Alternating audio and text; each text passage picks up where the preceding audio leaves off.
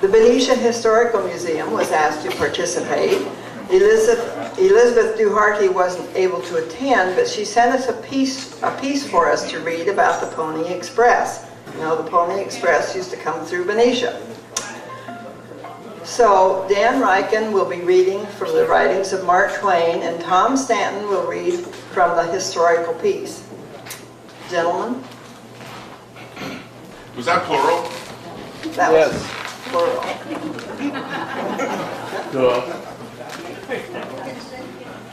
Just also to let you guys know, if there's anybody that doesn't drink alcoholic beverages, we did bring in sarsaparilla for the occasion. Thank you. How fitting. That'll come in handy later. Tom Stanton, get us started.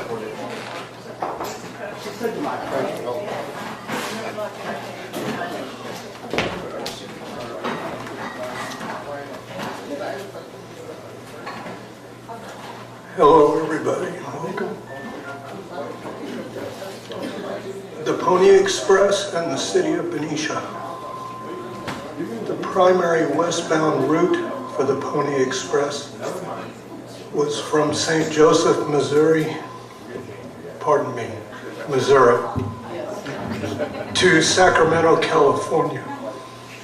At Sacramento, the rider was to board the ferry boat and travel the waterways to San Francisco.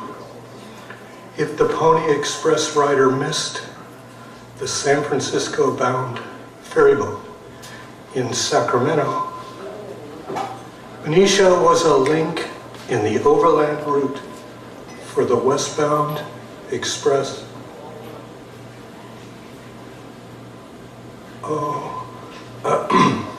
I'm sorry. On the second westbound trip of the Pony Express, the rider missed the ferry boat at Sacramento, and the overland route had to be used.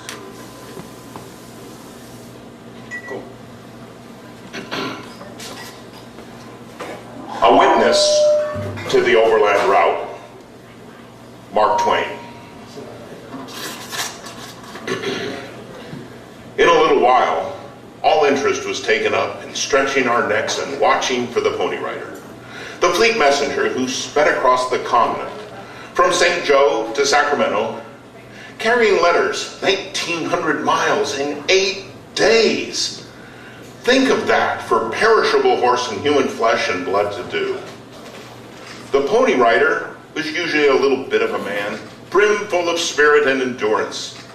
No matter what time of day or night his watch came on, and no matter whether it was winter or summer, raining, snowing, hailing or sleeting, or whether his beat was a level straight road or a crazy trail over mountain crags and precipices, or whether it led through peaceful regions or regions that swarmed with hostile Indians, he must always be ready to leap into the saddle and be off like the wind.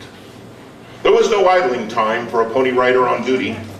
He rode 50 miles without stopping, by daylight, moonlight, starlight, or through the blackness of darkness, just as it happened. He rode a splendid horse that was born for a racer and fed and lodged like a gentleman. Kept him at his utmost speed for 10 miles, and then as he came crashing up to the station where stood 2 men holding fast a fresh, impatient steed, the transfer of rider and mailbag was made in the twinkling of an eye, and away flew the eager pair and were out of sight before the spectator could hardly the ghost of a look. Both rider and horse went flying light. The rider's dress was thin and fitted close. He wore a roundabout and a skull cap, and tucked his pantaloons into his boot tops like a race rider. He carried no arms. He carried nothing that was not absolutely necessary, for even the postage on his literary freight was worth $5 a letter.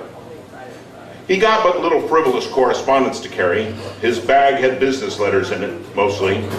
His horse was stripped of all unnecessary weight, too. He wore a little wafer of a racing saddle and no visible blanket. He wore light shoes, or none at all. The little flat mail pockets strapped under the rider's thighs would each hold about the bulk of a child's primer. They held many an important business chapter and newspaper letter. But these were written on paper as airy and thin as gold leaf. Nearly in thus bulk and weight were economized. The stagecoach traveled about 100 to 125 miles a day. A pony rider, about 250. There were about 80 pony riders in the saddle all the time, night and day, stretching in a long, scattering procession from Missouri to California. 40 flying eastward, 40 toward the west. And among them, making 400 gallant horses earn a stirring livelihood and see a deal of scenery every single day in the year. We had a consuming desire from the beginning to see a pony rider. But somehow or other, all that passed and all that met us managed to streak by in the night. So we heard only a whiz and a hail, and the swift phantom of the desert was gone before we could get our heads out of the window. But now, we were expecting one along every moment, and we would see him in broad daylight. Presently, the driver exclaims, "Here he comes!" Every neck is stretched further, every eye strained wider. Across the endless dead level of the prairie, a black speck appears against the sky, and it is plain that it moves. Well, I should think so. In a second or two, it becomes a horse and a rider, rising and falling, sweeping towards us nearer and nearer, growing more and more distinct, more and more sharply defined, nearer and still nearer, and the flutter of the hoofs come faintly to the ear against an instant. A whoop and a hurrah on the upper deck, a wave of the rider's hand, but no reply. And man and horse burst past our excited faces and go winging away like a belated fragment of a storm. So sudden it all, and so like a flash of unreal fancy, that before the flake of white foam left quivering and perishing on a mail sack after the vision had flashed by and disappeared, we might have doubted whether we had seen any actual horse and man at all. Maybe.